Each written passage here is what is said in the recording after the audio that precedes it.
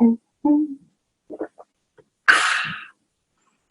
always like it when I'm recording straight from the beginning. You guys get to see me making it all happen. Amanda Barnes getting in her car. She's like, how does she see me? Oh, I see you. Michelle, you're here. How are you, beautiful lady? You're going to have to unmute yourself, or I can unmute you possibly. Okay, is that better? Yeah, you're here. Your hair You're looks so cute. You're like hair done and all the things. I just walked off a Facebook Live. Literally, I just turned it over to my husband. He's still going. What are you guys doing? We are doing perfect legging combos, Carly's, and those printed Sarahs that are ridiculous.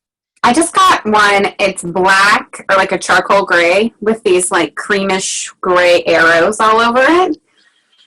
Yeah. People are freaking out about the arrows. They love them. Oh yeah, and then I got this one that's in blue. Am I getting to shop right now, Amy, or are these your sizes? Look at that. Oh, I saw that. That's amazing. Yeah, and I paired it with my elegant Jills, you know, the like solid gold ones. Super cute. Oh, I didn't do that. It's cute together. I don't lie. A minute. See? Here's my outfit. Here's the sweater. Here's the skirt. Not bad. That's so cute. And then I did a little like minty top, right? I love it. Sell them suckers. Anyways. That's so cute. And now I'm trapped. Okay, hold on. Sorry.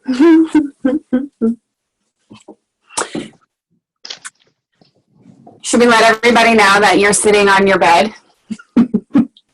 You know what's funny is I literally have a couch. I noticed it's literally exactly the same color of blue, also tufted. So it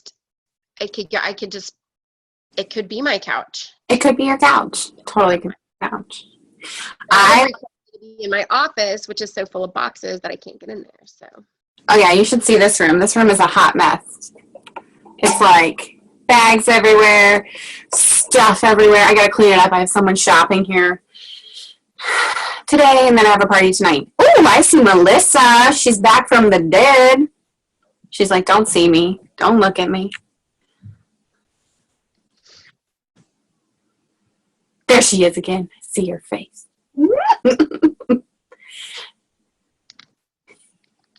And there's Erin. She's at home, not at work. Always a surprise. That's awesome. That's funny. We're letting them just join in.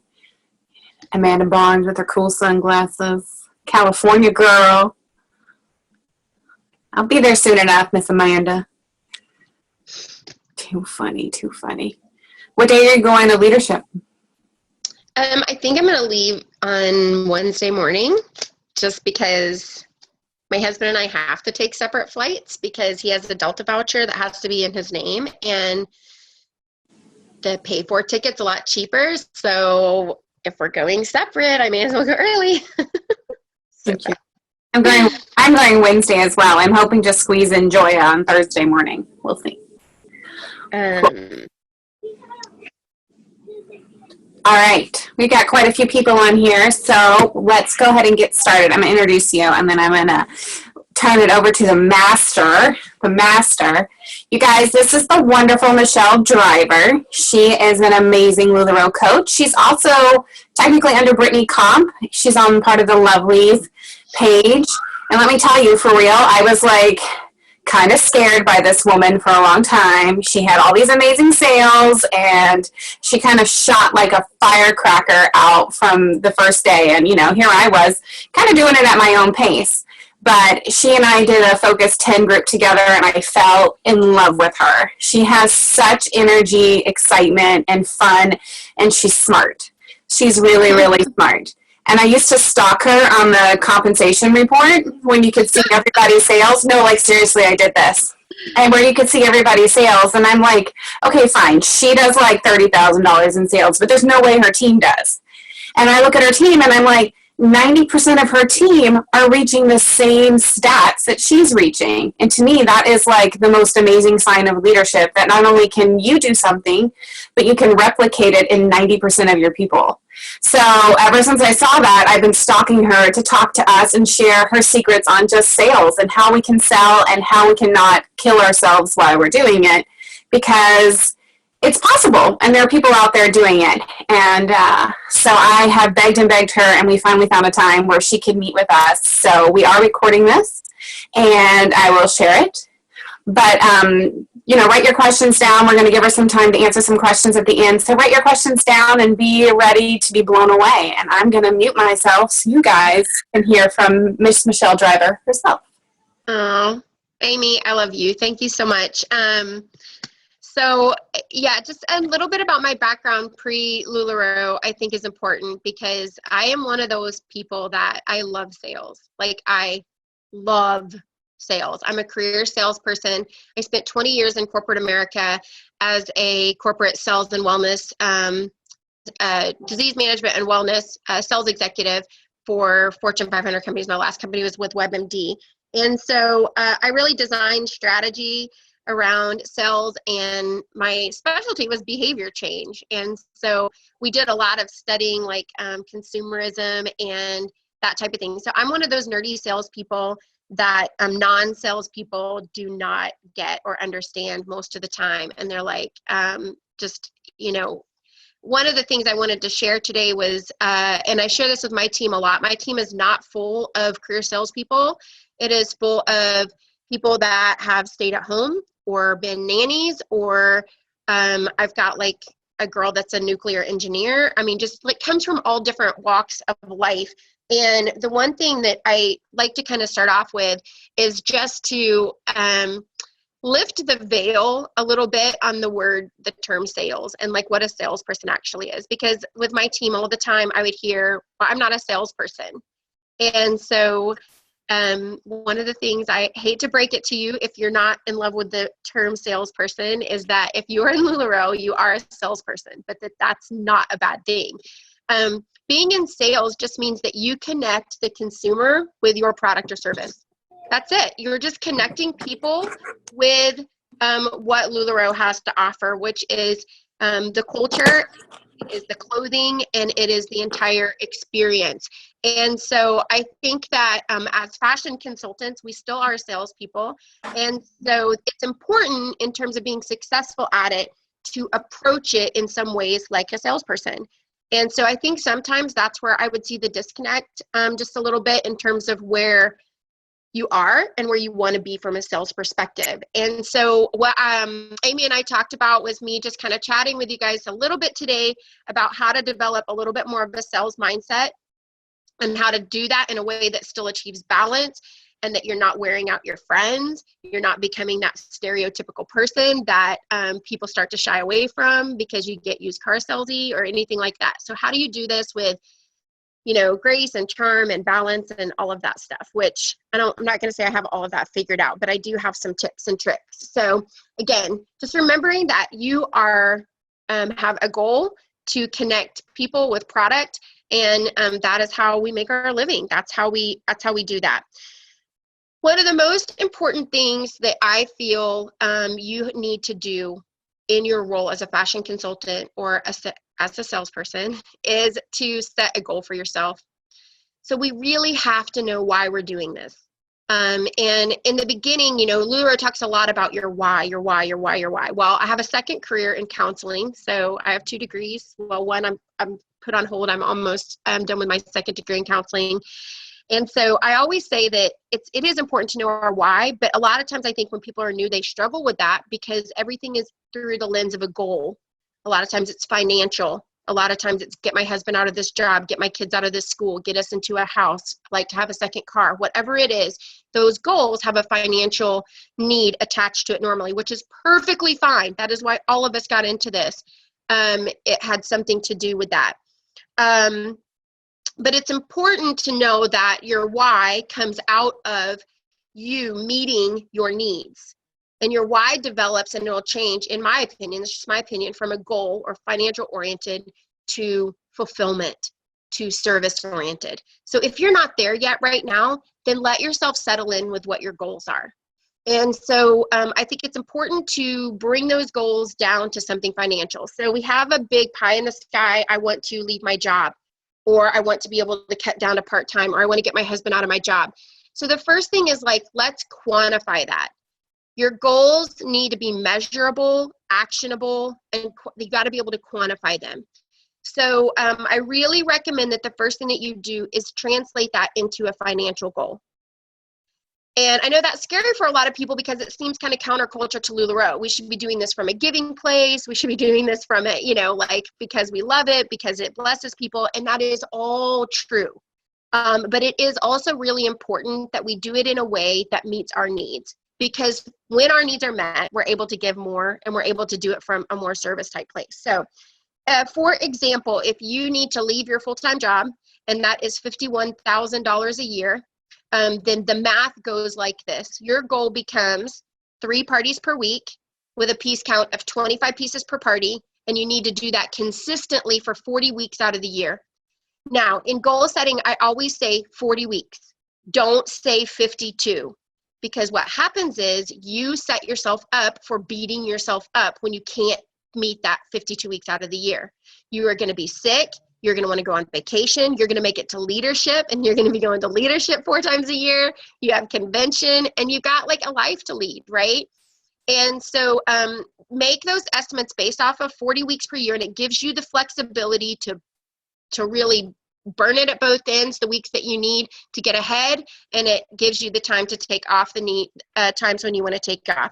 So if you do that, 25 pieces per party, 3 parties per week, and you do that 40 weeks per year, then that's going to give you an average profit of $51,000 per year. Now, one of the things that you have to be mindful of, because you are running your own business, is your expenses. Keep your expenses low. Don't buy what you don't need to buy. There are a lot of videos out there these days that are like, buy this, buy that, this spreadsheet, this MacBook, this, I have girls coming to me out of the queue going, I don't have the extra $4,000 on top of inventory to spend. One of the things that I always recommend as a business person is keep your expenses as skinny as possible. I tell people that I had an extension cord, a phone, some bins, racks, hangers, and a roll of duct tape, and that's how I started this business. And you guys, that is truth. I literally, if you could have seen the bookcase, that I had 2 bookends, and I would duct tape my phone to it, and that was my tripod, to keep those expenses low. So that's a really important thing as well. So anyway, create that quantifiable goal. And we can talk about the math here in just a second if anybody has any questions around that.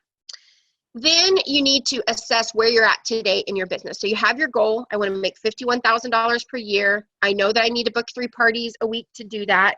I know that I need to get my piece count up. And that's going to give you some things to look at. If your piece count is not 25 pieces per party, then maybe you need to go back and study hostess prep. How can I schedule my posts in my Facebook events? Am I creating Facebook events? Am I having a conversation by telephone with my hostess beforehand? Am I letting her know what to expect? Is she inviting enough people? Am I setting the stage so that my parties are as profitable for the amount of time I spend there as I possibly can? If the problem is booking parties, then, we need to book more parties. So if you're like, I'm only at 1 or 2 parties per week, and my VIP page, then the place to focus on is booking parties. So that's kind of that component of it. The next thing that's really important is you have to assess your business where it's at. I can't tell you how many people, and I even mean the top sales reps in this company. One of them is a really good friend of mine. They probably have 6,000 or 7,000 pieces of inventory. And until this week, when they had to take inventory for their taxes, they had no clue where their inventory was, like none. Now, obviously, they're still extremely successful doing it. But when you have a bukus of inventory, it's easy to still be successful and not know where you're at. If you're starting out, it becomes extremely crucial to know where your business is at. We use on our team what's called a PAR sheet. I'm happy to share it. Amy, you guys might have something else that you use. It's an Excel spreadsheet that was created. It has 3 columns. It has PAR, which means that if you want to stock Amelia's at 10 per, then in that column you put 10 all the way down that column. Then you take your inventory. So let's say you have 6 each of all of your Amelias. You put 6 in that entire column, and it kicks out the number that you need to order to be up to par. And so it would automatically say you need to order 4 of each Amelia.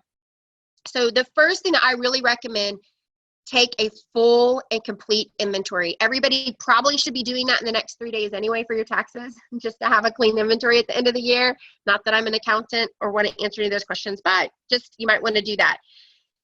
And you guys, you hear all the time, you need to go deep before you go wide.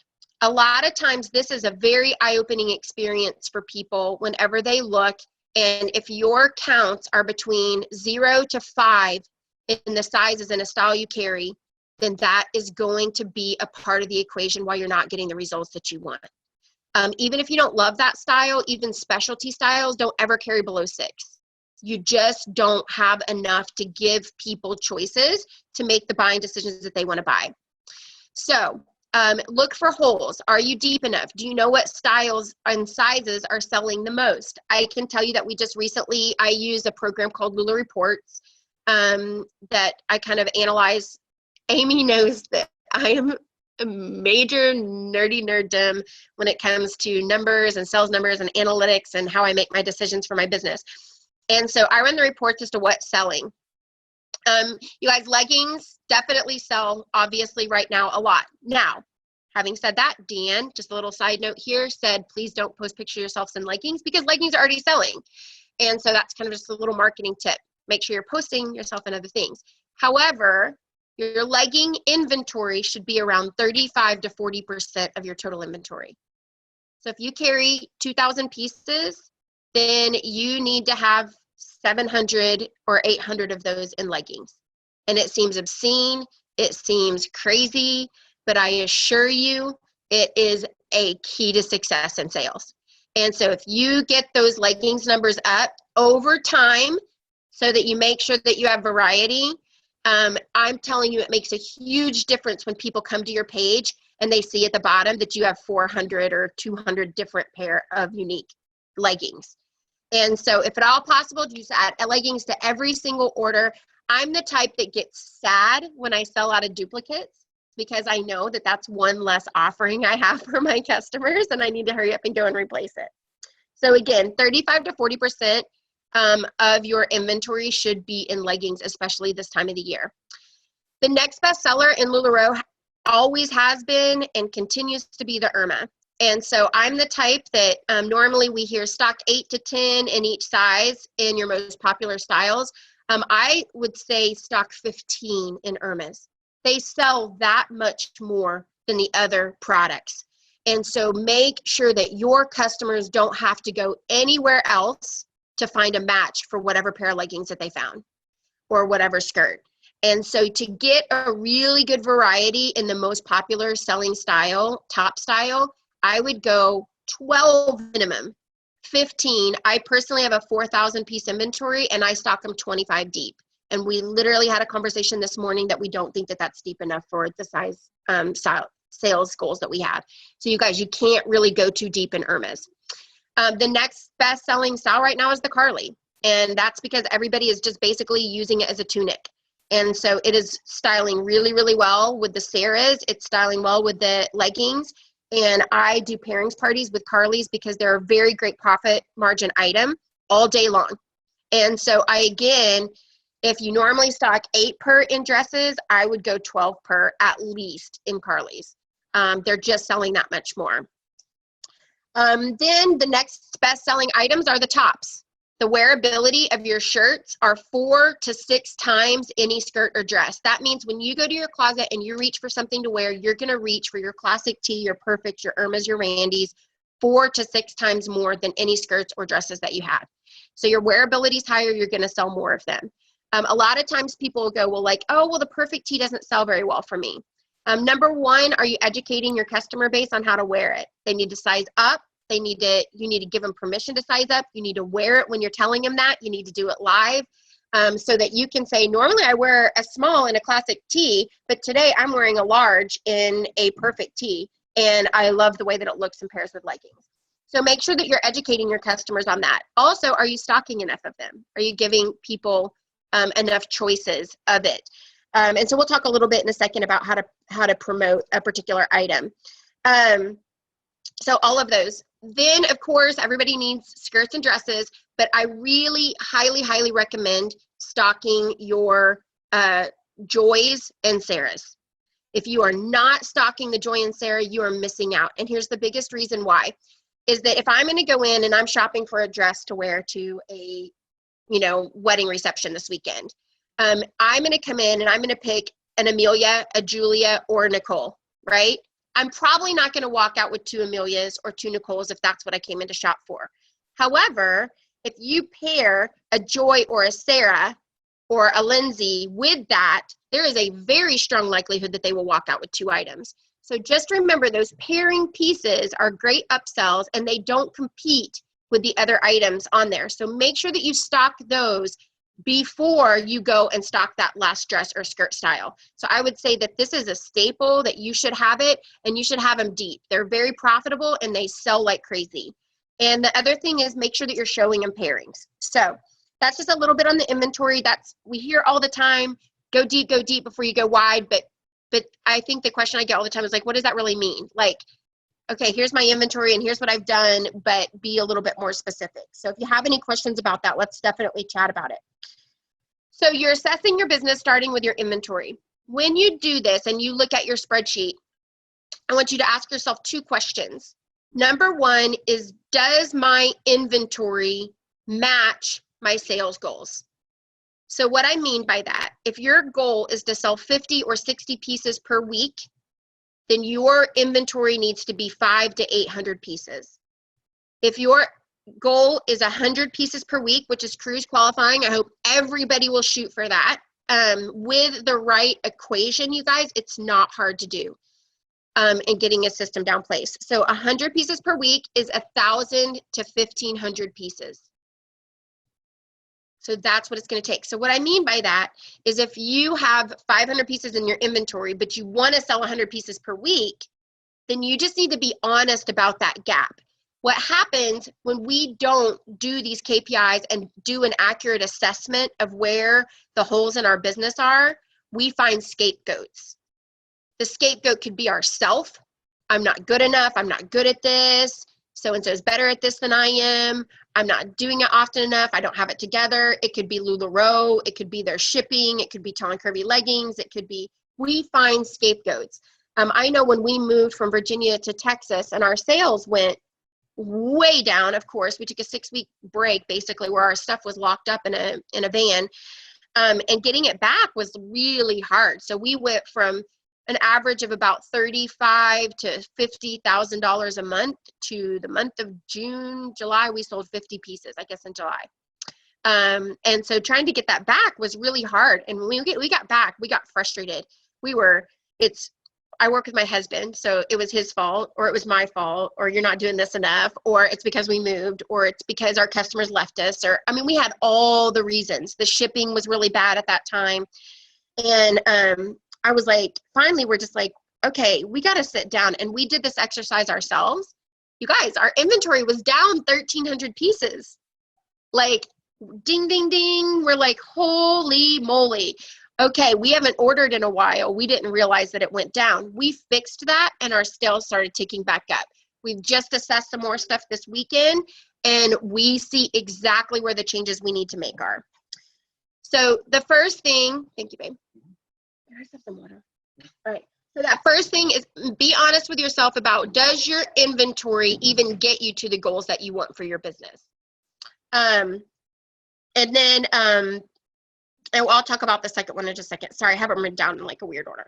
So the other thing that I want you to assess for your business and have a conversation, you guys, reach out to your sponsors, reach out to Amy, and have this conversation and say, okay, here's where I'm at. I'm not where I thought I was going to be. Help me get a plan together to get where I want to go.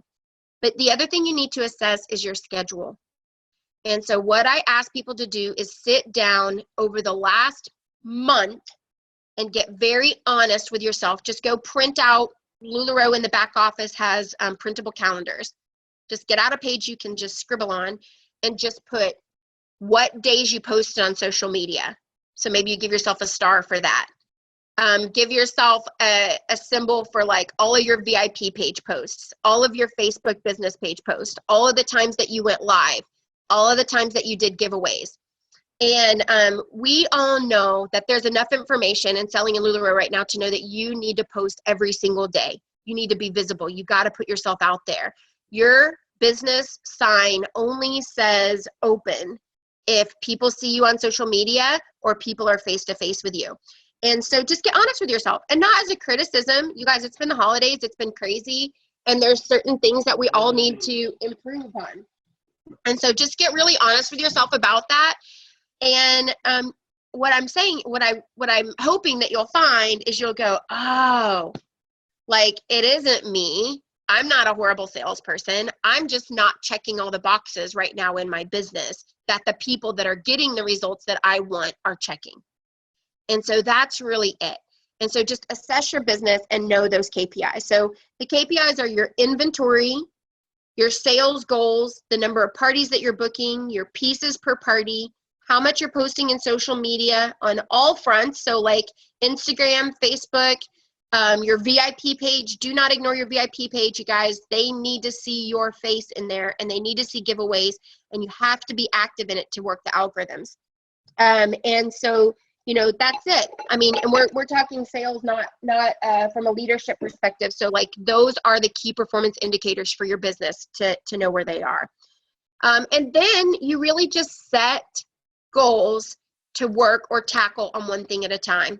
So if it's inventory, that was the second question I was gonna have you guys ask yourself is, do you have an inventory strategy? Or do you just order whatever comes up when it comes up? Do you order every single time at the end of a party? Use those tally sheets, you guys. We have a stack of tally sheets this thick, and when we sell stuff, we mark it, and the second it hits 33 pieces, we place an order. And that's actually a lie, because if it hits 20 pieces, we place an order. And so we constantly have those going. Then I'm so orange. I just crumple that piece of paper up and I throw it in the trash, and we get another tally sheet out and we start making hash marks as those things go out the door. And so just make sure that you have an inventory strategy. So let's say that you look at your par sheet or whatever you're using to take your inventory and you're like, oh, dang, I've made some mistakes here, which is okay. We all have. Or maybe you say, maybe I want to, let this Anna's die down so that I can, bring up my Joy Sarah inventory, or whatever the decisions are. So what you want to do is you have your tally sheet, and then you have what I call your hit list. And you prioritize how you want to grow your inventory. So with every extra dollar I have, here's where I'm going to spend it first. So my first priority is increasing my leggings. My second priority is increasing my Irmas. And I'm not telling you what to choose for your business. Everybody's different, but just as an example based on the earlier example we were giving.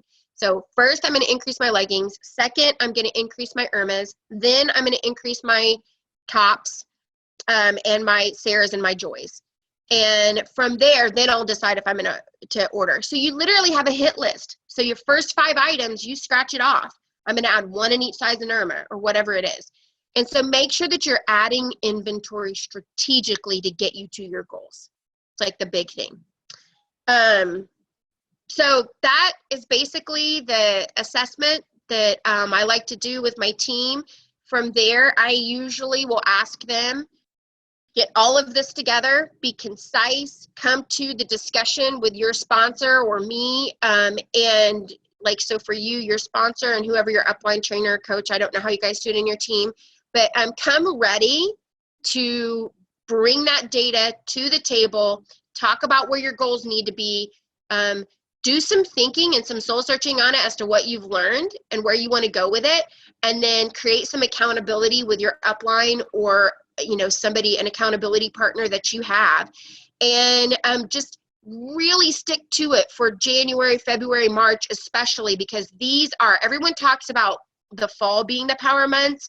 I will tell you that last year I sold twice as much in January through March as I did from September to December. Like, I am talking bananas amounts more, because, and here's my philosophy on this, like a little side note, sorry, Amy, dominating your call here, is that our target market and I'm big on knowing who your market is us. And what were we all doing all of November and December?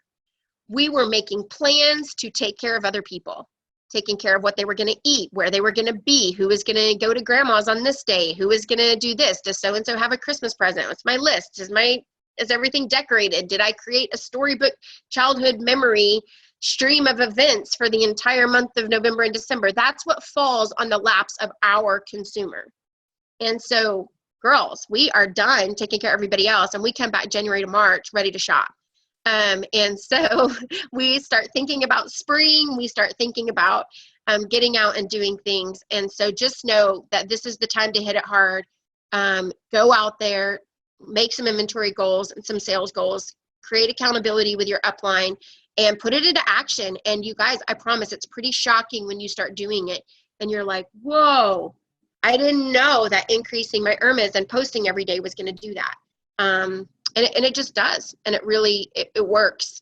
And so I just want to tell you that the top sales reps in this company, they don't really have any special secret sauce that you guys don't have access to. It is literally being hyper attentive to your inventory and to your posting and to your audience. That's it. It could be a 15-year-old boy behind a VIP page making all of this happen using your face as long as they checked all the boxes every day. So anyway, Amy, I'll turn it over to you and whatever. Oh my God. I love you. I love all of your analysis. I have all my homework right here. Can't see it because of the light. I really adore that because so many times I fly by the seat of my own pants and just kind of be like, well, I've made enough sales, I have enough money, whatever, and then I move on. And then, 2 weeks later, you're like, oh, what happened to that? Because you lose sight of the goal and having things laid out because I'm very orange, very, very orange. And if there's a rule, I want to run away from it. So, but I have always appreciated this about you, that and you keep on top of these things. And so I was going to ask you a question. Yeah. Top selling skirt. What is your top selling skirt? Oh my gosh, I love this question. Love it. It's whatever I'm featuring. Mm-hmm. So I will tell you, I love this question so much. And thank you. It's almost like you teed this up. We didn't even plan it. I did this experiment with my team. So I started running my sales analysis as to what was selling and what wasn't selling. And I was about to give up on Madison's. And I was like, I love the Madison, but dang it, people just are not falling in love with it. And it's not selling the way I want it to. So I just tested it myself. And for a month, I paired Madison's like bananas. When it was a live sale, there was Madison's all over that place. I did faith ordering, which means I increased my counts in them to try and get some new blood and new variety into my racks. And so I placed some faith orders, which means that I hadn't sold them and my counts were the same, but I still increased them. They'd been out of stock for a while, so some of my stuff. And for a month, my Madison sales went through the roof. I wish I had the report so I could show it to you because I showed it to my team. Whatever I feature is what sells. And so you better believe I'm going to hit it hard with Lola's and Jill's. And same thing with Jill's. Jill sat around forever. And I love the Jill. It's my very favorite skirt. But I kind of was buying into the hype that it's not really selling and it's kind of expensive. And no, I will tell you, I started to just profess my love for it every opportunity I got. And people now are asking me, when are you going to get more Jills? They are asking for the Jill skirt, which is just phenomenal. I put a Julia underneath it so that it lays really flat. And then I was selling Julias and Jills together. I'm big on outfit pairings live. A couple of reasons why. Whenever you start doing outfit pairings, don't expect to sell any. I tell everybody that. Don't get discouraged when you're sitting there and it's like crickets. Because you have an educational process that you need to go through with your online customers. They're not expecting that from you, right? They don't trust your pairings yet. They're putting their toe in the water. So the first couple of times, just make it about that. Don't be here's the outfit, here's the number. Be educational. this is my favorite way to wear this. I love wearing the Julia dress over this because it lays really flat. It looks great. I get a dress with a skirt. I put a jewel over it. You are educating them and helping them to fall in love with the way that you wear the LuLaRoe clothes. Remember that consultants are very advanced in the way that we style. And so the other thing is you'll get yourself stepping out of the box as well because you're going to put things together. So sorry, long, but it's whatever I feature on the skirts. And do you feature it for like a whole month or just a week? I did that just because I wanted to see if I could get Madison skirts back up. And so I did it for an entire month with Madison's. But now what I'll do is I'll make sure to kind of pull more of one particular style than another when I do pairings so that I can spend a lot of time educating the customers about that one particular style for that sale. I almost always only do outfit sales because I like to go live while my albums are up. So right now, I post on Wednesday nights. I let everybody claim in the free-for-all Wednesday night, and then we just went live a few minutes ago with outfits. If I got a new box, I'll do what's in the new box, and then I get a bump in my album sales just because people see me live, or I'll sell straight out of the albums. And then I make pairings, and then people will go put pairings together that they like better than what I put together. Mm-hmm. I like that. So then that's your general strategy is that you post on Wednesday nights and then you go live Thursday mornings? Usually Thursday and Friday. Okay. And you guys go live for a long time. Sometimes we do. We are a little notorious for being marathon on our lives, but my deal is if they are buying, I'm staying on there because you can make so much more money live because you're literally, I mean, like right now, it's all invoiced. Like we have somebody that's behind the scenes. My husband is back there and they're invoicing and it's all packaged, ready to go already from the sale today. So, I mean, just live is something, again, you have to get your customers accustomed to. And you're going to get people that complain and go like, oh, I like album sales better. Well, that's why I still do album sales because I try and appeal to everybody. But there is no denying that there is a market for live sales right now. People, and the way that the Facebook algorithms work, they bump live because they're trying to outshine Periscope. So they're going to always put live on the news feed before anything else. Absolutely. And just a couple of tips on live. Spend that first minute when nobody's on there. Just please don't be like, is anybody on there yet? Is anybody on there? Use that time to market to your replay watchers. So I sit there and when I go live, very first thing, hey guys, it's Michelle with LuLaRoe Michelle Driver, VIP. So excited to see you. Here's what we're selling today. Here's what sizes. Here's how I'm going to break up the broadcast. Here's how much everything costs. Here's free shipping. Here's how to claim on the recording. Here's where you find the Google Doc. So I literally just spent that 1 minute talking to my replay viewer, giving him the whole lowdown as to how that's going to go down. And I call that sales while you're sleeping. So tonight, I promise you stuff will sell from that broadcast that I just did while my head's on the pillow. And there is no better sales tactic than to get those sales while you're sleeping. And cool. So then what I do is tomorrow, I'll turn off commenting. And then they can't claim it anymore, right? So I tell everybody in that little replay time, you guys, if commenting's turned off, then this sale is over. And so they know. And so they'll look and they'll check it and they stop commenting on it. I do leave them up though, so that people see those, that I have a video. So when I get new people on, they can kind of check out the page and see how I sell. That's awesome. Awesome. Oh my gosh. Let you guys pull together some questions. If you want to unmute yourself, you just kind of click on your screen and it's going to give you the picture of the microphone and you can unmute yourself. But we'll give you guys about 5 minutes and ask any questions you want to Michelle. And that's some amazing information. I really, really adore your analysis, your way of breaking things down. I do, because as an orange, I'm like, I don't know, I just sell stuff. But it's so good to have real live, like actual information and the stuff that is measurable. Sorry, everybody's running around upstairs. Yeah, so if anybody has a question, go ahead and unmute yourself. Let me see if anybody's mute. Pam says, thank you so much. Great info. Yeah, I'm really, really, really high orange, Amy, too. I think that that's the one thing I benefited from my sales career being in corporate America is that there was part of my job that I had to do that at the time I hated. oh my gosh, I hated the analysis. And it's kind of funny because obviously it's stuck, because now I'm just like, I can't get enough of it. There's definitely a lot of green up in there, girl. Come on. Katie, you look cute poking your pencil in your cheek over there. I'm so tired.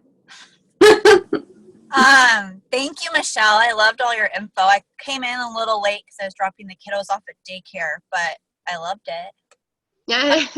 For your Sarah's and Joy's, how deep do you go?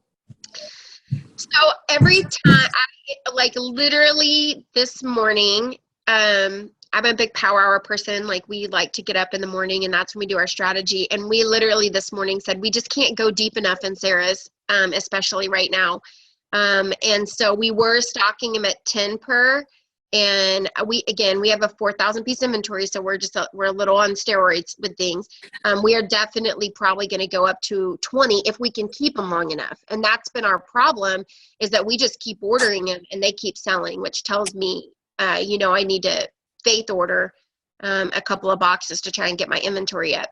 The Sarahs are so good right now, you guys. Pairing those with Carly's, and people love pairings. The other thing I hear is that, God, don't your customers get mad that you pair all your good stuff with that? No, they don't. They love it. They've come to expect it from me. They love that I put together outfits. I try and be flexible and be like, if you want to exchange this out. But my good stuff, I also sell first dibs go to outfit sales.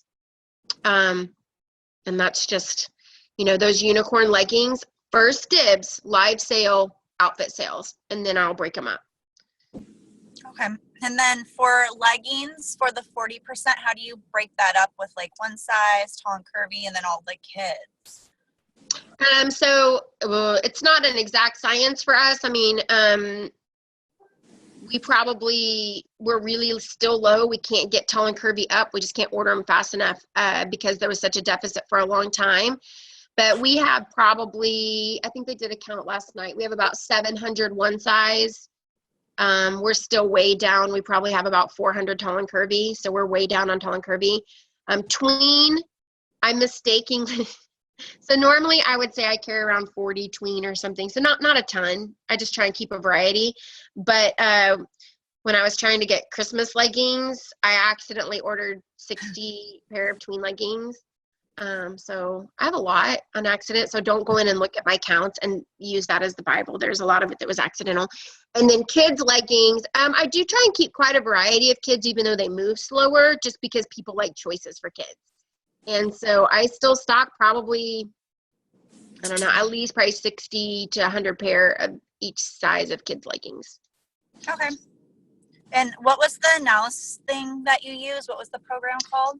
So I use Lula Reports. There's a couple of other ones out there, but Lula Reports is just a Google add-on, and you can just run an analysis. It's pretty amazing. It runs all your orders. It runs all of your sales analysis, your sales by style. It breaks down your profitability. So it'll show you what was billed in shipping, what was processing fees, what was sales tax, what was cost, and what was your profit. So, okay. Thank you. It's good if you're an analysis nerd. My husband is, so he'll love that. I get kind of excited about it. I'm like, oh, I can actually know a little more and be more like a business person. Because I'll tell you, I know that some people get real excited about those Excel spreadsheets. My philosophy on that is that those don't make me money, and my accountant doesn't need it. So I'm not going to put any extra time into it. But if there's a button I can click and it prints it all out there for me, that's amazing. So. Awesome. There was a question on the chat. If you could just repeat those performance, the KPIs, the key performance indicators for them as fashion consultants. Sure. So definitely your inventory levels is one. Establishing a sales goal. So knowing what your sales goal is, breaking that down to your piece count per party and your parties per week. And your schedule. So you're posting. So you're posting on social media. You're posting in your VIP page. How often you're going live. How often you're doing giveaways. And you guys, the going live and giveaways, into Amy's point on the algorithms on live, the other reason that lives get bumped so much as well is that people are constantly commenting on them. The comment activity on lives is huge. And so even if you're just going to say, hey, today we're going to do some styling stuff, make sure you're asking your customers questions, because you want them typing. The more they type, the more it puts you up in the feed. And Facebook is like, ding, ding, ding, this person's really popular. We should make sure everybody sees them. And so make sure you're asking them, what are you guys doing today? What did you do over Christmas break?